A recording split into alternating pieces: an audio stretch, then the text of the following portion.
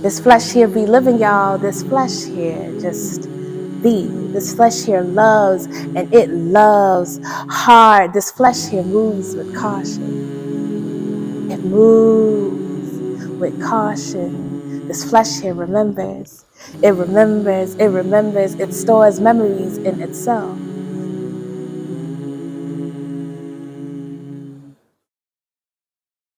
Hi, I'm Jamie Crumley. You might know me from some of my other videos. I am the research fellow at Old North Illuminated, and today we are at the Old North Church. And some of you might be familiar with this space. This space up in the balcony of the church is called the gallery. And during the 18th and 19th century, it was a space that was racially segregated. This is where people of color, which primarily means people of African descent and indigenous descent, sat during worship, apart from the white people who gathered here for worship. And I'm here today with a wonderful performance artist, Jija, who's going to be doing a performance piece here at the Old North Church on June 3rd. And we're going to talk to her a little bit more about her plans for the performance and why she feels that it's important to stage this performance here at the Old North Church in our 300th anniversary.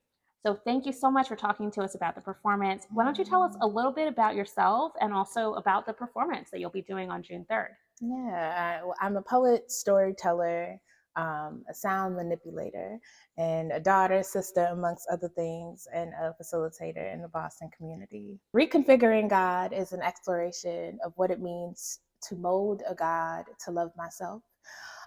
This performance will be a combination of storytelling, poetry, free jazz, in collaboration with video elements and sound collages featuring the words of amazing Black women writers, from Toni Morrison to Anna Julia Cooper to Fannie Lou Hamer, and using these words as a center, as a theme, as sort of a guide, to mold this God to love myself. Why is it important to you for these voices to be heard here at the Old North Church?